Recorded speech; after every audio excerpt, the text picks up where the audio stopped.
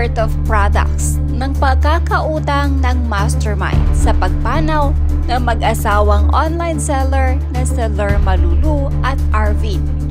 Ito ay base sa naging salaysay na din ng mismong mastermind ng ito ay masakote ng mga otoridad.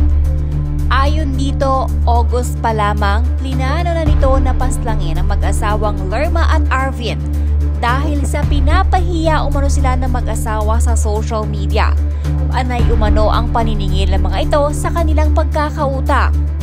Dahil daw sa ginagawang pagpo-post ng mag-asawa sa mga mastermind, nawawalan daw sila ng reputasyon sa kanilang mga customer na nagiging dahilan ng hindi pagtitiwala sa kanila ng mga ito. 2 araw bago tambangan si Lerma at Arvin, sinabi pa umano ng mastermind sa mga gunmen na pasukin ang bahay ng mag-asawa upang makuha ang tseke na kanilang inisyu dahil ang mga ito ay talbog at maging ang cellphone umano ay dapat makuha ng mga suspect.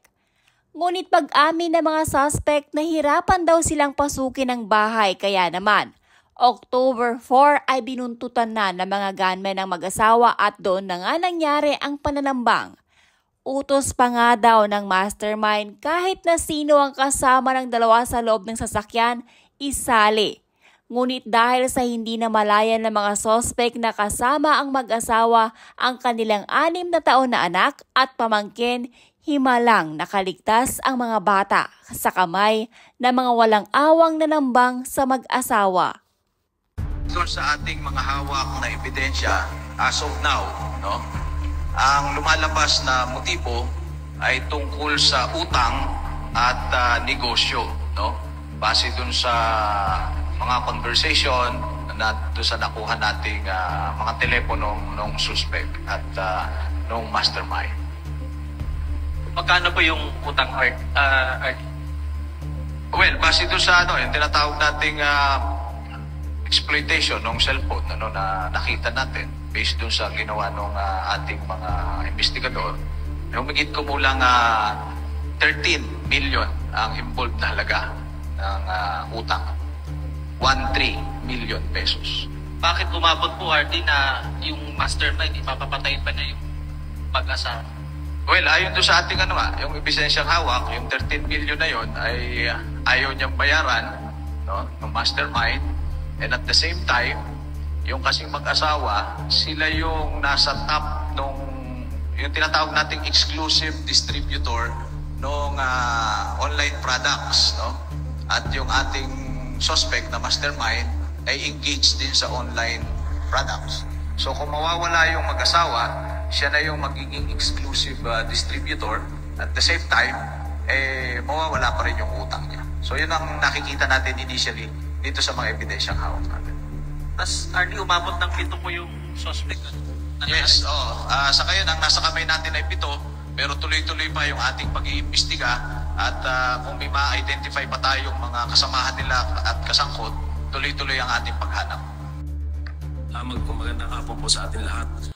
Based po dun sa revelation ng ating mastermind, kanina po na hinuli po natin kaninang umaga, allegedly, yung pungang utang na 13 million na utang niya, products po yun.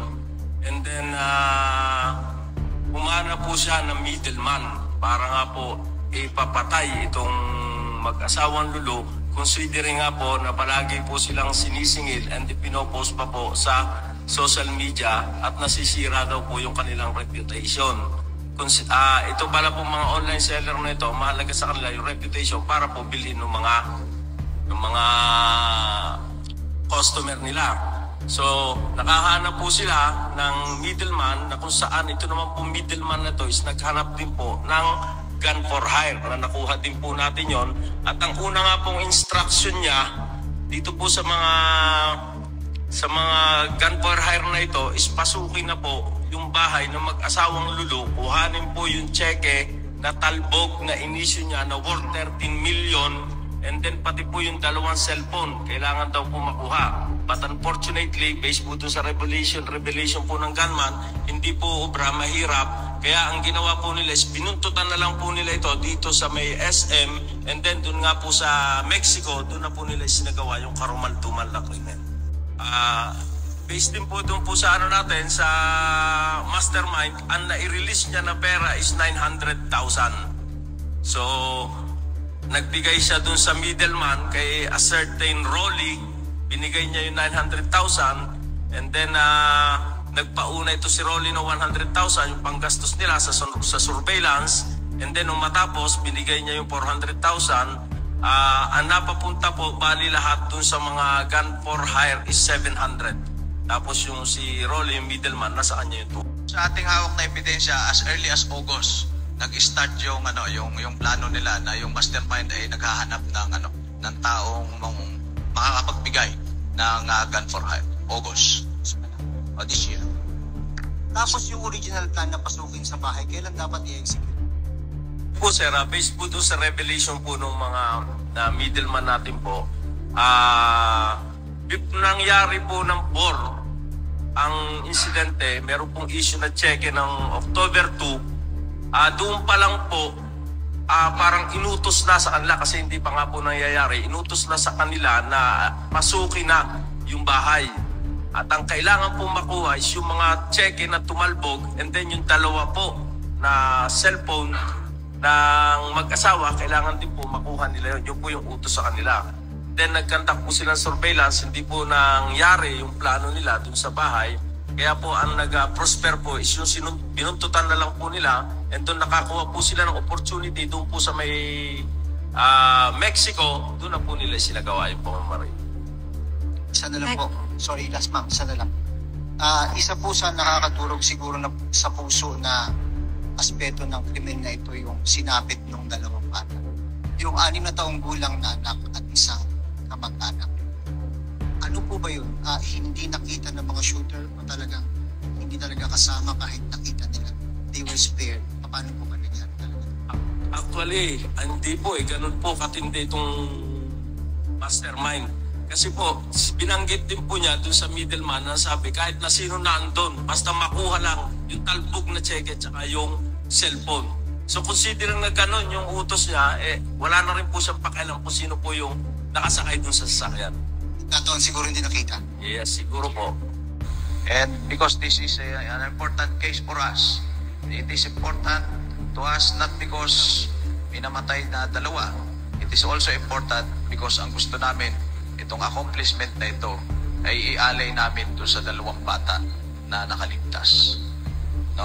Mabigyan natin ng hustisya, yung pagkamatay ng kanilang magulang, mabilis at maagap na hustisya, na sa ganon, mabilis din ang pag-recover naman ng pamilya ng biktima. So, ang accomplishment na ito ay niaalay ng Police Regional Office 3 doon sa pamilya ng ating mga biktima. Kumusta na po yung mga bata ngayon, sir? Right after the incident, I have directed our Chief of Regional Medical Unit to immediately coordinate with the family and to check the two children. At nag-comply naman yung ating Chief ng Regional Medical Unit. Isinailalim sila sa tinatawag na psychosocial test. At tinitingnan naman. Sa ngayon, under monitoring at ayon naman doon sa report ng ating doktor, so far okay naman yung mga bata. Sir, last question. Linawin ko lang, sir. Tama po ba? Online seller din po ito pong mga mastermind? Yes, base doon sa ebidensyang hawak natin ngayon. Kilala po ba sila, sir? Kilalang mga online seller? Kilala po ba ng mga online seller? Yes, kilalang online seller. Kasi kung ikaw naman hindi sikat na online seller, walang bibili sa'yo, di ba? Tama ba? Yes, sir. Pwede po bang mapangalanan, sir? Mapangalanan ni PD Pampanga yan, mamaya, later. Thank you, sir. Thank you. Next question from Ms. Gracie Rutao. Yes po. Sir, tanong ko lang, yung 13 million na utang nitong mastermind, since kailan pa po ito? Well, base doon sa ating pag-iimbestiga, medyo recent, recent yung 13 million, but we want to be sure about it. That's why gusto nating makita pa yung ibang mga cheque, nandun kasi yung mga data. Pag nakita na natin after the full investigation, we will make it public at we will inform you kung ano man yun. Kung yung mastermind kaninang nakuha umaga, yun naman pong gunman, ito po ba nung Biyernes at saang lugar? Yes, nung Biyernes nagkaroon kami ng magandang break, tapos Linggo nahuli yung gunmen, and from there, dire-diretso na. Series of follow-up in different places. Salamat. Okay, thank you. Mag-asawa po ba itong suspect or suspects? Kung mastermind, yes. Sorry, mastermind, RD, mag-asawa po ba or iisa lang po, lalaki or babae po? Nagkakandak pa rin po tayo ng investigation, but based on the revelation po ng mga middleman natin is pag nagkakandak po ng transaction, ito po si lalaki is kasama rin po niya yung asawa niya. Pero ang humaharap lang po is yung lalaki. But nevertheless, still ibabalidate po natin at magkakandak po tayo ng investigation para po malaman natin kung sila ba talagang mag-asawa ang may pakana ng krimen na ito.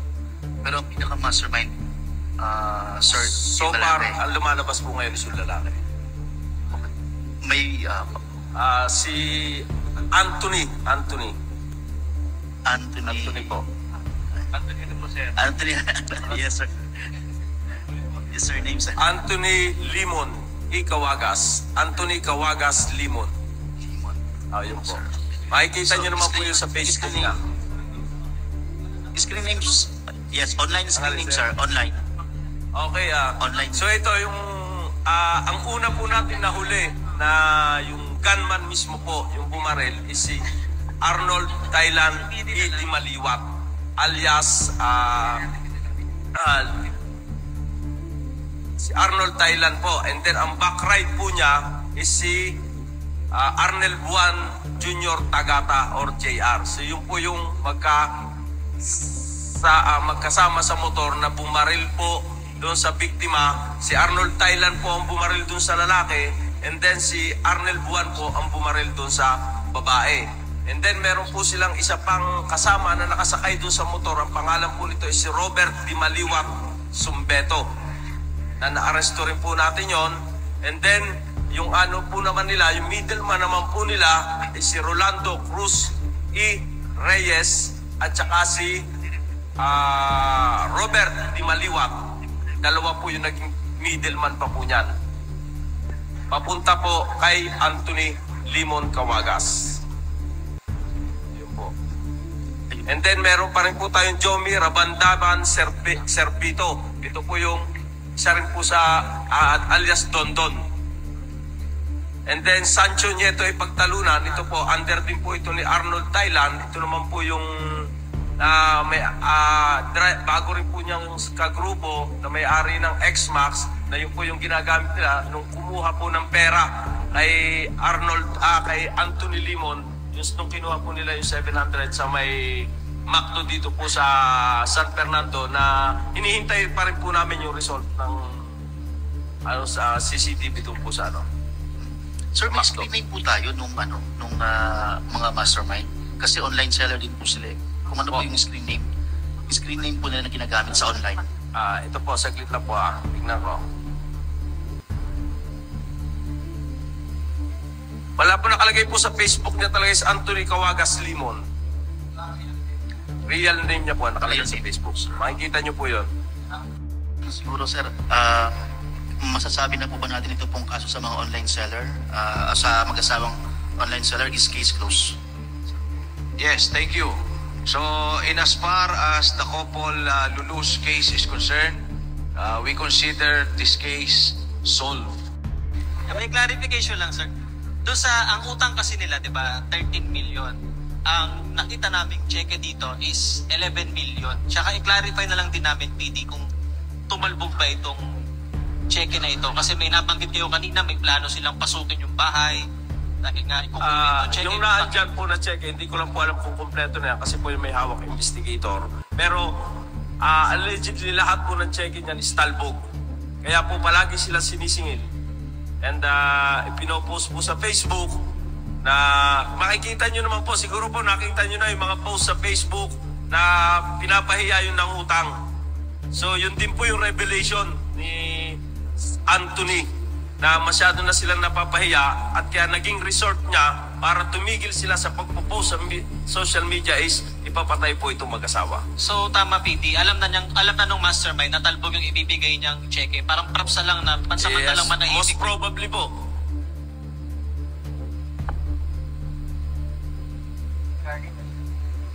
Any other questions? Sir, Yes. good afternoon. Sir, what was the reaction ng mag-asawang mastermind na nakuha sila? Actually po kanina nung pinuntahan namin sa bahay, hindi na rin siya masyadong nag-react. Kasi siguro alam na rin po niya. Kasi po makikita po natin sa conversation dun sa messenger, parang nagkakahalataan na po sila. Alam na nila kasi siguro nabalitaan na rin nila na yung iba is nahuli na. At alam na rin po nila na makakarating po sa kanila eventually. Kaya kanina po nung kinuha namin po sa Apalit, nagsabi na lang po siya na wag na lang sana isama yung misis niya. So ibig sabihin, alam na niya. Cases filed na lang, sir. Cases filed. Ano mga cases filed, sir? Ano mga cases filed? Murder po, double murder. Among others, may mga illegal firearms pa. Yes, sir. Kasama rin po yan. Illegal possession of firearms and explosives. Pero yun na andun po ngayon sa sa atin, sa Kapitolyo, file po is double murder.